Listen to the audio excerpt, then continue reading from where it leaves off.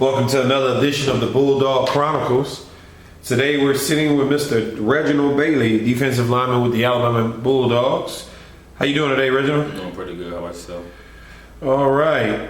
Reginald, tell us about yourself. Tell us where you're from, what's your major, of course, obviously, tell us about the sport you play. My name is Reginald Bailey. Play football for Alabama A&M. I'm a 95. I'm a senior.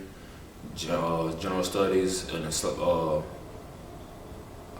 General studies major? General studies major with concentration in civil engineering. Okay. What are your future aspirations with that general studies degree? Plan on having a job in Tennessee working for this company, this engineering firm company in Nashville. They've been really coming at me hard trying to get me to come over there after I graduate. Well, good. So you already have some things lined up. Okay. And you are a senior, right? Mm-hmm. When do you anticipate graduating? May. In May. Well, great. Well, Alabama A&M is always proud of its graduates, especially the ones that have jobs before they graduate, especially in this economy. So congratulations to you on that, Reginald. But we're here to learn more about Reginald on and off the field. Obviously, you play football, defensive lineman. Tell us about your background in football. I've been playing football since I was 8. I've been wearing maroon since I was in 7th grade. It's kind of been bleeding maroon and white since forever. I went to my junior college. Well, my high school I had maroon and white. My junior college was maroon and white, and I came up to here and everything was maroon and white. I mean, it's real. It's real. I love football for everything. Cause my dad he played football, so he really pushed me to more and wanted to play football. Was he a defensive lineman as well? Yes, he was. He played linebacker and defensive line. Okay. And you mentioned to me that you played linebacker at Pearl River, which is your junior college. Yes. Tell us about playing the difference between playing the defensive line position and the linebacker position. Linebacker, you have to be more mobile and you have to be more concentrated on everything around you. As a D line, you focus on one side and doing one position and focusing on one side of the ball. Okay. Linebacker, you have to be on each side, and it's kind of better because you see the whole field better. Okay. Tell us about your position coach, defensive line coach, Gary Harper. Coach Harper, he's a character. I mean, I love that man to death. He's real active. He's real motivated. He wants you to do your best and make sure you do your job and work hard. He's a real practice coach. If you don't go hard at practice, he sees that you're not gonna go hard in the game. So every day at practice, the entire D line, we have to go hard. You and the defensive line and the offensive line are always jarring at each other and always waiting to hear Coach Jones call the inside run, yes, so defensive line can match up one-on-one with the offensive line. Yes. Tell us about that rivalry. That rivalry was going on since probably before I got here, and it amps up every day because we so competitive against each other. We want each one of us to do better. But like if one of us beat each other, we always tell us the other one what you did wrong, what you could do better to bet up your next attempt. Well, that's always good, especially when you're playing each other and hitting each other and only get to hit the other team once a week. Yeah. So you definitely, the offensive line wants the defensive line to win. Similarly, the defensive line wants the offensive line to win in those trench battles. Mm-hmm. Mr. Bailey, tell us about your background. You're originally from New Orleans, Louisiana, by way of Mississippi. Mm-hmm. Tell us about that experience living in New Orleans. New Orleans was a little bit more faster, and it's like the life is like it's fast paced. Ain't nothing slow. You have to be on the ball. Like traffic wise.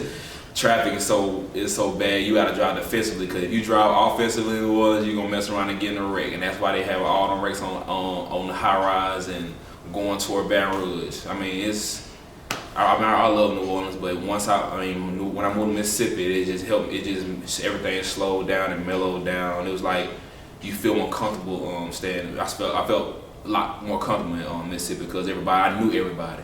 In New Orleans, I didn't know too much people, but I knew good enough people. But in Mississippi, in the smaller town I am, everybody knew me, and it felt real. It felt real comfortable. What city was that you moved into? Picayune, Mississippi. Picayune, Mississippi. Okay, I think everyone knows about Picayune, Mississippi. Yes, sir. In 2005, unfortunately, during Hurricane Katrina, which is definitely a tragic incident. But because you were in Picayune, were you affected about Katrina? Yes, I was affected badly. My father he goes to dialysis every other day. So he had missed, cause like Katrina had shut the power out for like almost 3 to 4 weeks, I think it was. And we was in Mississippi at the time, and the eye of the storm went over Mississippi, over the town I was in. And it was like dead silence.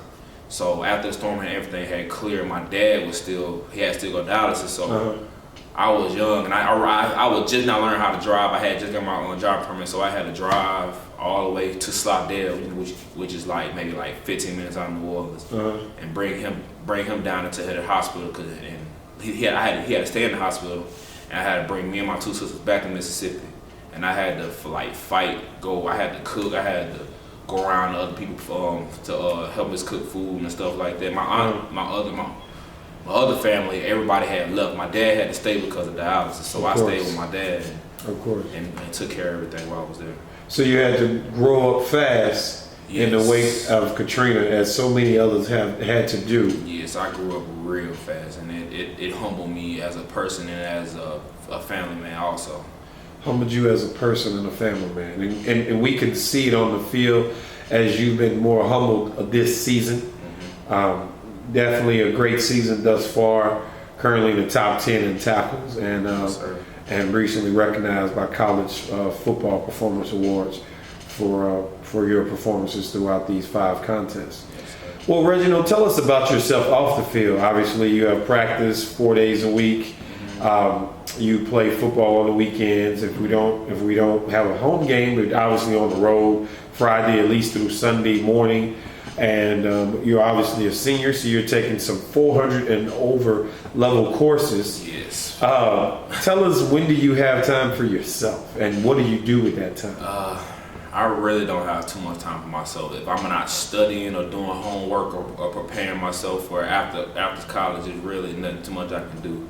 Like, I mean, what I can do, I'll probably go hang with my other teammates. We'll probably go play the game, or we might just be kicking it at my house, like watching TV, just joking, watching film. That's probably my downtime. That's the most I need. We all know that athletes need that type of relaxation to get away from everything, from the student aspect and obviously from the athlete aspect of it. What is it about Alabama A&M you love?